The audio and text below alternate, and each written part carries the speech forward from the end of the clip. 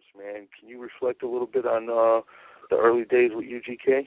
Well, yeah, man. The whole reason that I even called Big Time Records is because UGK had a song on the radio called "Tell Me Something Good." There was some young artists, man. They wasn't really from Houston. They were from Port Arthur, and you know what I'm saying, some young country dudes, man. And they won a radio contest down here with the song "Tell Me Something Good." And I just remember, like, hey, man, you know, Big Time, upstart label. You know, they got these young dudes, man, so I know they got some money coming in. I remember calling up to the record station, to the label, and point blank answered the phone. And, you know, like, y'all signing the artist? Blank was like, no. But, you know, if you dope, Russell got to sign you, right? I was like, okay, I'm on the way. You know, and the rest is history. But right when I signed with the Big Time, was right around the time that they were making their exit. So it was kind of like a coming and going situation with you know, as far as me and UGK, you know what I'm saying? Like, they were on the way out, I was on the way in. And, you know, when I say out, you know, I mean, you know, on the bigger and better things. And but, you know, in that course of time, those few months where they were still hanging around, you know, I got to hang out with Bun a lot. And you know, Bun and I formed a cool little bond, and you know, and we still, you know, super cool to this day. You know what I mean? Bun, you know, we call each other by our real names. So, you know, that's how cool we are, you know, and Bun was always a stand-up dude. I can remember meeting Pimp-C, and Pimp-C said, damn, PSK, you can rap your ass off, boy. And I remember thinking, like, damn, you know, it's official, man. You know, maybe I got something. And, you know, that was kind of my little, that was kind of my little rite of passage. You know, I was like, man, hey, man, if Pimp-C said I can rap, man, I can rap.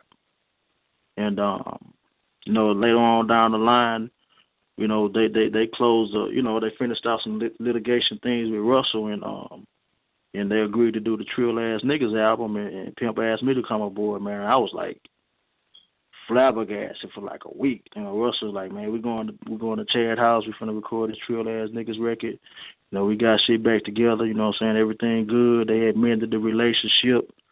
You know, right around that time, you know, Mama West was, you know, actually teaching my mom, you know, the ropes, you know, being a manager and managing your son. And so, you know, that's how cool, you know, everybody became. It was back, you know, to close to a family atmosphere. And you know, things had, you know, gotten real good between Russell and Chad. A lot of people don't know. You know, I've been reading that book as well, and you know, it kind of sheds a crazy light on Russell, and you know, but some of it's true, you know, and some of it isn't. But you know, I just wanted to say, you know, towards the end of Chad's life, you know, man, they were talking. They were talking about doing a whole nother big time situation where Chad records on Big Time Records. You know, and that's straight from Russell's mouth. You know, hey man, you know, I talked to Chad and yada yada yada yada yada. And I was like, oh, okay, man, that sounds good. That's cool. You know, and that's what prompted me to email Chad. So I got in touch with Chad, and you know, he was like, of course, you know, man, of course we working, man. What you want me to do? And then, you know, that was the end of November. You know, December he was gone. But you know, like I said, it was cool because they, you know what I'm saying, they recognized me as an artist, which was I thought was real cool. You know what I'm saying? They could have blew me off. You know, they could have blew me off in the midst of all the beef that they had with Russell. You know what I'm saying? You remember at one time, you know, they even had a little issue with Blank, where, you know, they wasn't dealing with really nobody from Big Time Records, you know, and they had that little beef. And you know what I'm saying, I don't know if you know. 316s or something? I'm sorry? Was they talking about that on 316s off their second album, if I'm not mistaken? Right. Yeah, they're talking about Blank on the 316. And then, you know, Blank shot at them first, you know, with his song, you know, but, you know, Blank don't kill. Blank call their name out. You know what I'm saying? Blank will say your name in the song. I don't give a damn. You know, but they didn't really, you know, they didn't really say Blank name, but, you know, people on the inside, you know, knew, you know what I'm saying, what they were talking about. You know, actually DMD said Blank name in the song. He said Reggie. But, you know, nobody knew. DMD, yeah. Waco, Texas, I believe, ain't he? Oh, no. He's Port Arthur, too. He's Port Arthur, too. Right. Yeah, he was actually a part of UGK in the early days. Hmm. Yeah, but you guys are everybody's able to mend and come together, like you said, and you're about to do a lot of things, and then Pimp-C's untimely passing. Yeah, man, I tell you what, Houston is one of the hardest hit places when it comes to fallen soldiers, man. You know, my hat's off to all you guys for continuing to keep their names alive. You know what I'm saying? Right. That's very important. You know? Right. And I don't know if you